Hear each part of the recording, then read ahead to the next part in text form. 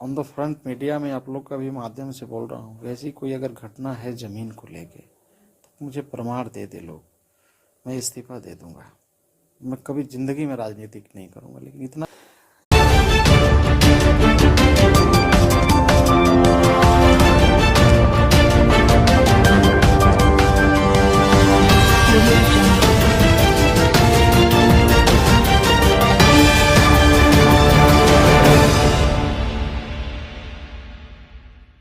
On the front media में आप लोग का भी माध्यम से बोल रहा हूँ, वैसी कोई अगर घटना है ज़मीन को लेके तो मुझे प्रमाण दे दे लोग, मैं इस्तीफ़ा दे दूँगा। मैं कभी ज़िंदगी में राजनीतिक नहीं करूँगा, लेकिन इतना के जीवन को हम लोग के लिए दिया, बलिदान अपने आप को हुए, तो हमने वहाँ से सीखा है संघर्ष करना। पूरा दलित समाज साथ है सर आपके और साथ, रोना नहीं है सर। मुझे ये पता चला कि मतलब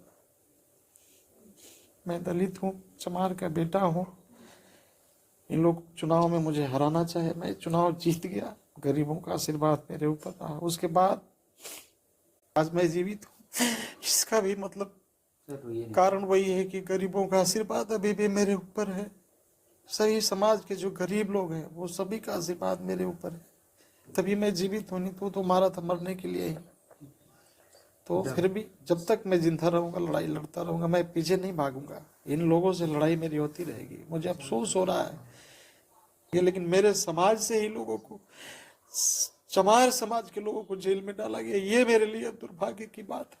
जो कि न किसी एफआईआर में उन लोग का नाम है, न कहीं कोई नाम नहीं है। जरूर मेरे साथ गए, वीडियो मेरे लोगों को बना करके, और मेरे लोगों को केवल टारगेट किया जा रहा है। जो मैं आपका बेटा हूँ, आपका भाई हूँ, आपने जिस प्रकार से मुझे आशीर्वाद दिया है, मैं जब तक जिंदा रहूं बस मुझे आपका आशीर्वाद चाहिए।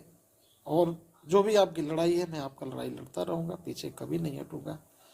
आप धैर्य बनाए रखें, आपका आशीर्वाद है। अभी मैं जीवित हूँ, आगे भी जिंदा रहूंगा, और आपका हमेशा आपका आवाज़ बनता रहूंगा। एनडीए डबल क्या हुआ था सर उस दिन, जिस दिन घटना हुआ आपके साथ? 30 तारीख को घटना हुआ था। 30 तारीख को मैं अपने घर में था। पैक्स का चुनाव चल रहा था। पैक्स के चुनाव में एक वहाँ का सुनील पंडित, ऐसा कुछ नाम है उसका, चुनाव जीत गया। वो जीतने के बाद में वो लोग जुलूस लेके जा रहे थे।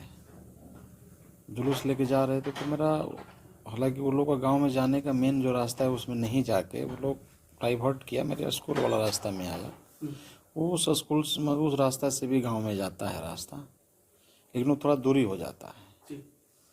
फिर भी उस स्कूल से जा रहा था, तो उधर से जा रहा था, तो हमारा 2-3 ड्राइवर था, तो हल्ला गुल्ला करने लगे स्कूल के सामने आके ज़्यादा। तो हमारा ड्राइवर लोगों ने कहा कि भैया बच्चे पढ़ रहे हैं, थोड़ा सा धीरे से ही बोल के आप लोग चले जाइए। 2 ड्राइवर को ये लोगों ने इतना मारा धमारा कर दिया। उसके बाद हमारे भाई साहब आए, जो डायरेक्टर हैं स्कूल के, मतलब आए, माफ़ी मांगे, गोड़ पर गिरे, मामला ठीक हो गया, सब चले गए। उसके बाद में फिर गांव के लोग आए, तो मतलब ज़्यादा संख्या में आए। तो मुझे फ़ोन आया कि बहुत लोग आए हैं, भैया आप आ जाइए। तो मैं गया, वहाँ पहुँचा, मैं वहीं घर में ही था, तो मैं पहुँचा। तो मैं चूँकि सांसद हूँ, मैं सोचा कि हाथ जोड़ दूंगा, मैं तो सब मामला सॉर्ट आउट हो जाएगा। मैंने हाथ भी जोड़ा, सबको समझाने का मैं प्रयास किया, लेकिन आप देखिएगा वीडियो में तो भी पता चल जाएगा। लेकिन मैं नहीं जानता, जो व्यक्ति हमारे साथ बैठ के उसी स्कूल में हम चाय पिए हैं, मुझे ऐसा भरोसा नहीं था कि ये लोग मेरे साथ ऐसे करेंगे। पहले भी दोस्ती थी सर? मतलब हम लोग बैठ के चाय पीते थे, हमें कहीं से ऐसा कोई जाति धर्म को लेके तो हमारे अंदर ऐसा था नहीं भावना। लेकिन मुझे उस दिन लगा कि नहीं, हमारे भी दुश्मन हैं। चुनाव में ये लोग हमें नहीं हरा सके, तो आज ये मुझे जान से मारना चाहते हैं। चुनाव में जैसे जीता तो एक व्यक्ति ने मुझे फ़ोन पर भी धमकी दिया था कि गोली मारेंगे, तो मैं उसको ऐसे बहुत ज़्यादा नहीं लिया, थाना वाना को बोल दिया तो हो गया था। लेकिन अब मुझे लग रहा है कि ये लोग सही में मुझे जान से मारना चाहते हैं। लोग सही में मुझे, क्योंकि मैं गरीब बाप का बेटा हूँ, चमार का बेटा हूँ, दलित से आया हूँ। वो इसमें भी एक मेरे पिताजी थे, तो वो अनाथ थे। 3 साल की उम्र में ही मेरे दादा दादी का देहांत हो गया था। तो मैं संघर्ष करके यहाँ तक आया हूँ। अब मैं एक दलित बाप का बेटा सांसद बना तो ये किसी को समझ में नहीं आ रहा है, पसंद नहीं आ रहा है। मैं स्कूल बनाया वो भी किसी को पसंद नहीं आ रहा है कि भाई चमार होके इतना स्कूल कैसे बना लिया। उसको भी मैं देख रहा था क्या क्या लोग जाति धर्म में कुछ कर रहे हैं लोग। मैं देखा मीडिया वाले लोग बोल रहे हैं ज़मीन को लेके, ज़मीन विवाद को लेके गए थे। मैं आप लोग का चैनल के माध्यम से कहना चाहता हूँ कि अगर ज़मीन मेरे नाम से हो, मेरे भाई के नाम से हो, या किसी प्रकार का कोई विवाद का पेपर, अगर ज़मीनी विवाद का पेपर हो, तो मैं ऑन द फ्रंट मीडिया में आप लोग का भी माध्यम से बोल रहा हूँ, वैसी कोई अगर घटना है ज़मीन को लेके तो मुझे प्रमाण दे दे लोग, मैं इस्तीफा दे दूंगा। मैं कभी ज़िंदगी में राजनीतिक नहीं करूंगा, लेकिन इतना गिरा हुआ राजनीतिक नहीं करना चाहिए।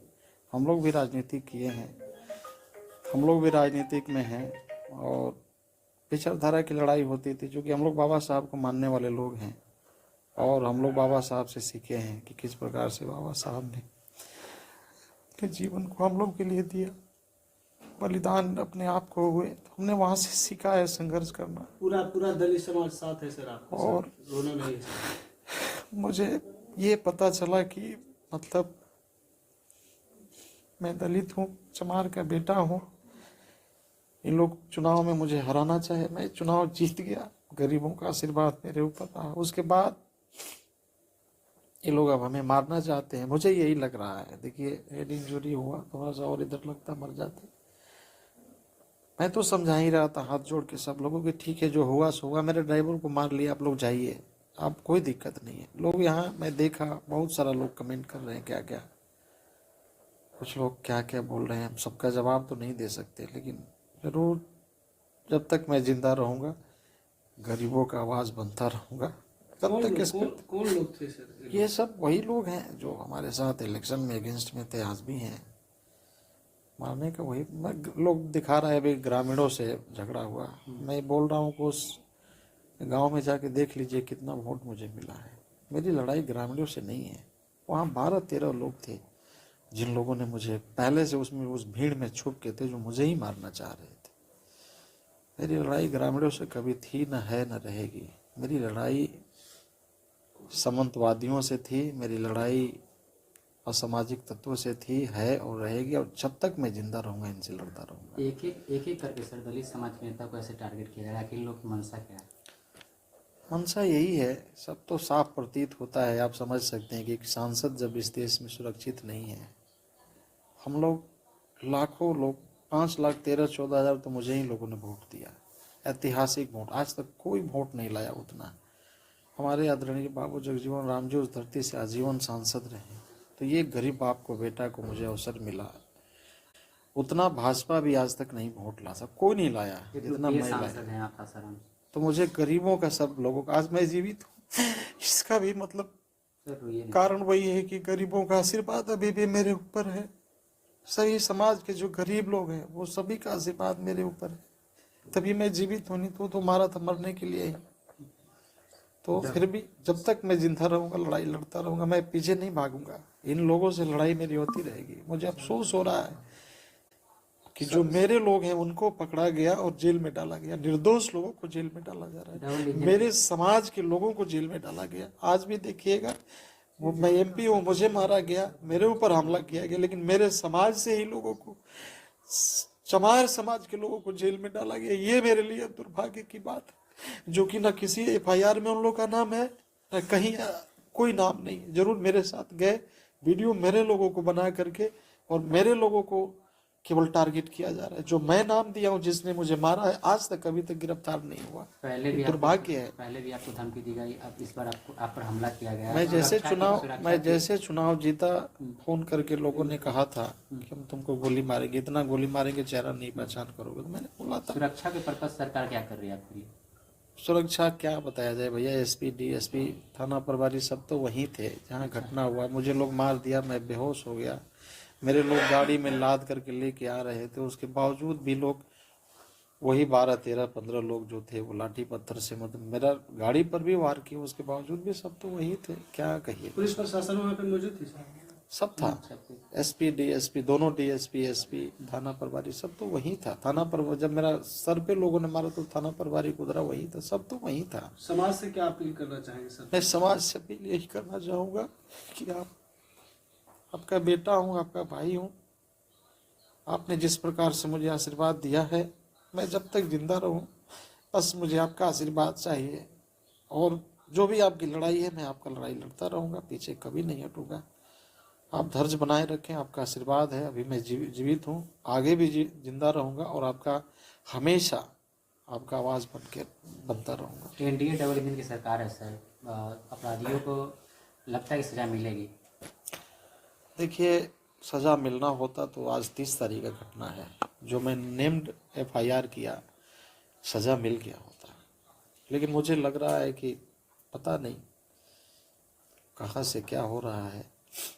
जब सांसद सुरक्षित नहीं है तो आम जनता कैसे सुरक्षित वही तो मैं कह रहा हूँ कि जब एक सांसद बिहार प्रदेश में सुरक्षित नहीं है तो उन गरीबों का क्या होगा जो कि पिछले पीढ़ी पर खड़े हैं, बैठे हैं, जिनके पास कोई सोर्स नहीं है, उनका क्या होगा।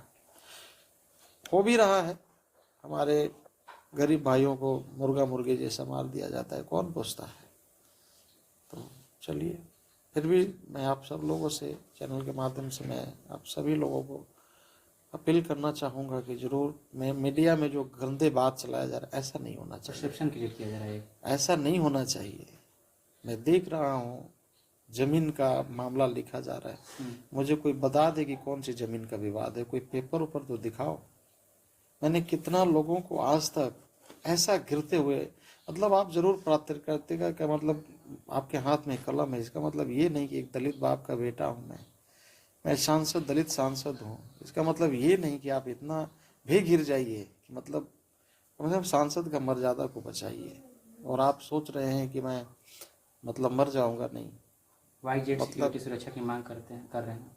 देखिए सरकार क्या है, अभी तो मुझे स्पीकर साहब से बात हुई, स्पीकर साहब भी बोले कि नहीं, अभी आपको मतलब जो बेस्ट सुरक्षा होता है वो दिया जाएगा। अभी मैं मतलब हूँ यहाँ पे सर सुरक्षा महसूस कर रहे हैं? सुरक्षित महसूस कर रहे हैं आप? अभी भी तो मेरे ही गार्ड हैं जिसको मार करके लोग घायल किया, अभी तक कोई मतलब नहीं है। वो तो तीनों गार्ड हैं बेचारे हमारे बैठे हैं, आज भी मतलब वो लोगों भी लोगों मारा है के बावजूद भी मेरा सुरक्षा कर रहा है, तो उसको मैं धन्यवाद दे रहा हूँ। भाई जैसे हैं सब, वो भी सब मतलब हमारे ही मतलब हैं और सब गरीब परिवार से ही हैं, तो वो लोग तो मरते दम तक वो लोग हमारा सुरक्षा कर रहा है। सरकार तो मतलब बिहार सरकार का तो कोई मतलब है नहीं, पूछने नहीं आया कि क्या हुआ नहीं हुआ, कोई कॉल भी नहीं आया किसी की तरफ से। ओम बिरला साहब को मैं धन्यवाद देना चाहता हूँ कि उन्होंने मुझे फ़ोन किया, भरोसा दिया कि आपको और सुरक्षा दिया जाएगा। उन्होंने ये भी कहा कि आपको यदि ज़रूरत है तो एयरलिफ्ट से दिल्ली एम्स में ले जाया जाएगा। तो मैं उनको धन्यवाद देना चाहता हूँ, कम से कम सुध ही लिया उन्होंने। तो अपने मन देख रेख ठीक ठाक से हो रही है इस एम्स में कि या फिर बाहर? एम्स में यहाँ ठीक है, लेकिन मेरी जो कपार की चक्कर है वो अभी भी ठीक नहीं है। अच्छा, चूँकि हेड इंजरी है मुझे, यहाँ लोगों ने मारा है, 3-4 टक्का पड़ा है, थोड़ा सा और आगे मारता तो मतलब बहुत दर्दनाक था। इसलिए अभी जीवित हूँ, आप लोग का सेवा के लिए, हो सकता है और सेवा करने का जो मौका ईश्वर ने दिया हो मैं और करूँ। धन्यवाद। चलिए ठीक है।